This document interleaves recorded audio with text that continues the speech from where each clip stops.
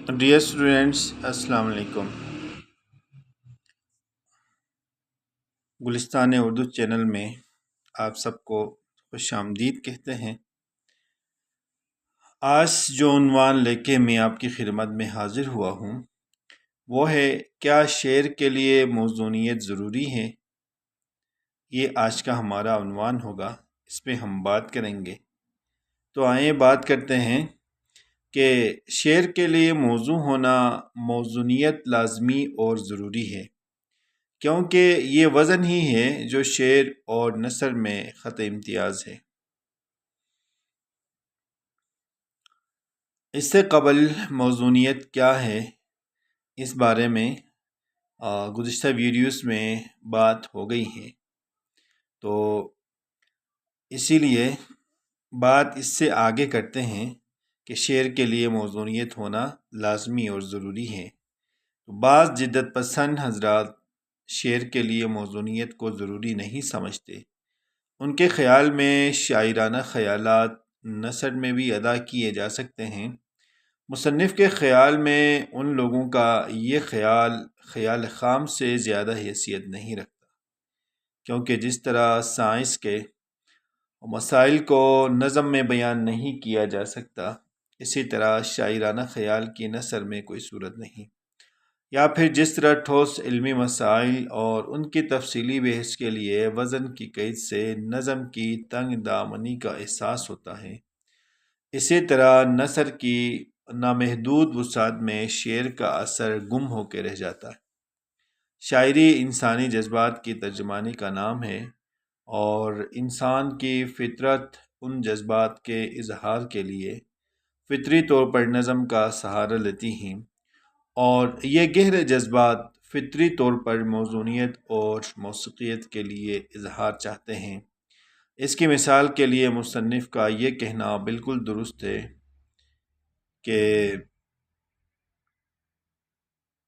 اس باریک نکتے کو سمجھنے کے لیے کسی جوان بیٹے کی لاش پر اس کی غمزدہ ماں کے بین سنو، کسی شعلہ بیان مقرر کی پرجوش تقریر پر غور کرو تو واضح ہو جائے گا کہ الفاظ کی منظوم ترتیب کلام میں اثر اور جذبات کو متحرک کرتی ہیں۔ اس کی مثال کو یوں سمجھنے کی کوشش کریں کہ اگر یوں کہنا ہو کہ دنیا کے واقعات دنیا کے ساتھ جو کچھ آج ہو رہا ہے پہلے بھی بارہا ہو چکا ہے، اس صورت میں کوئی خاص اثر پیدا نہیں ہوا۔ لیکن اگر یہی بات شعر کے پیرائے میں یوں کہیں کہ دنیا کے ساتھ ساتھ ہیں دنیا کے واقعات، دنیا کے ساتھ ساتھ ہیں دنیا کے واقعات، جو آج ہو رہا ہے یہیں بارہا ہوا۔ یہ صفی کا شعر ہے۔ تو آپ محسوس کریں گے کہ دل پر ایک اثر کی کیفیت پیدا ہوئی ہے یا ہوتی ہے۔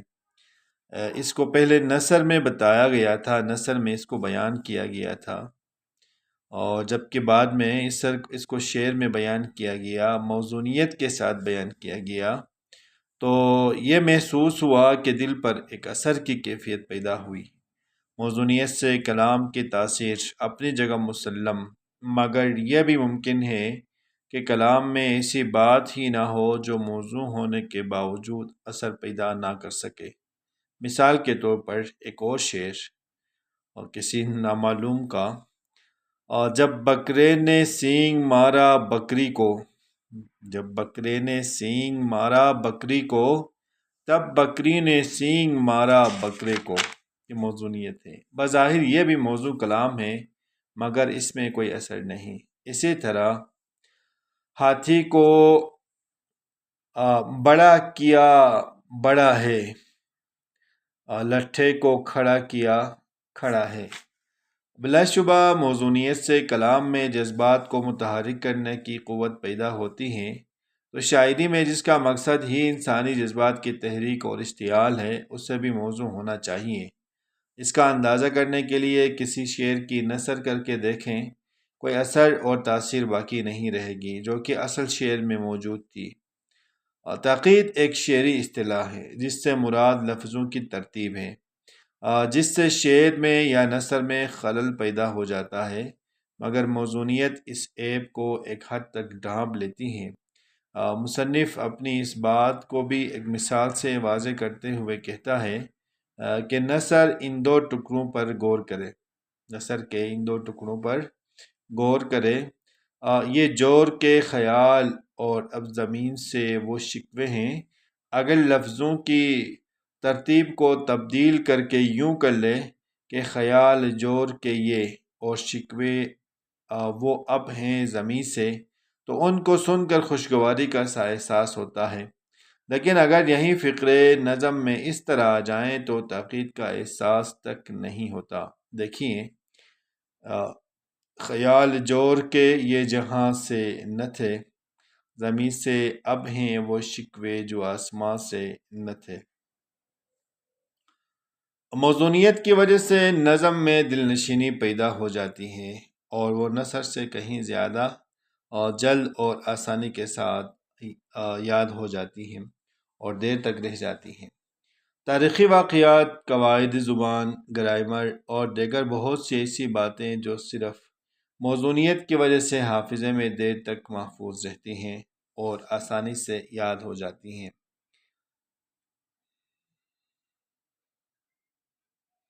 اس سے قبل فارسی اور عربی گرامر کے قواعد یاد کرنے کے لیے اشعار یاد کرائے جاتے تھے، اور یہ طریقہ آج بھی مروج ہے۔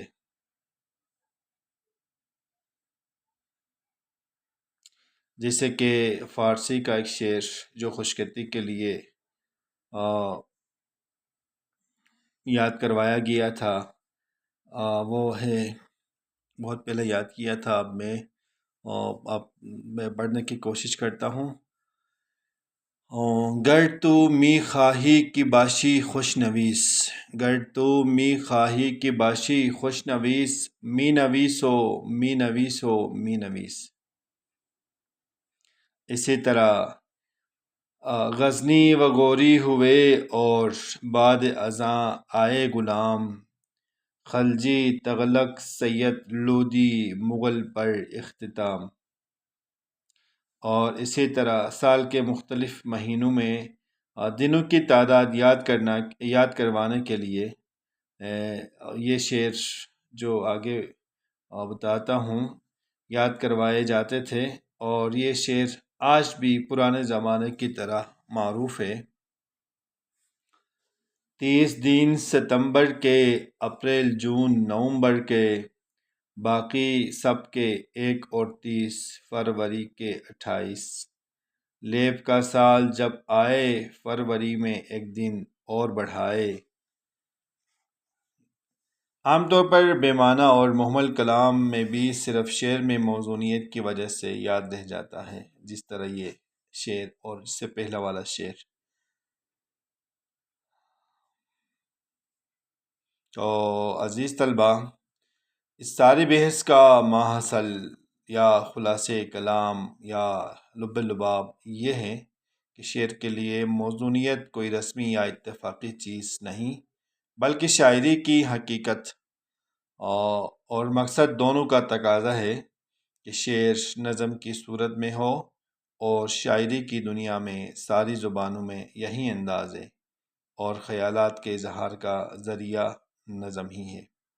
عزیز طلبہ، امید کرتا ہوں ویڈیو پسند آ گئی ہوگی اور آج کے ہمارے اس عنوان کو سمجھنے میں آسانی ہو گئی ہوگی، اور اسی طرح کے دیگر ویڈیوز سے استفادہ کرنے کے لیے آپ ہمارے ساتھ رہیے، اور چینل پہ نئے ہیں یا ابھی تک اس کو سبسکرائب نہیں کیا ہے تو سبسکرائب کریں، اور کومنٹس میں اپنی رائے کا اظہار کریں، لائک کریں، اور اپنا ڈھیر سارا خیال رکھیے۔ اللہ نگہبان۔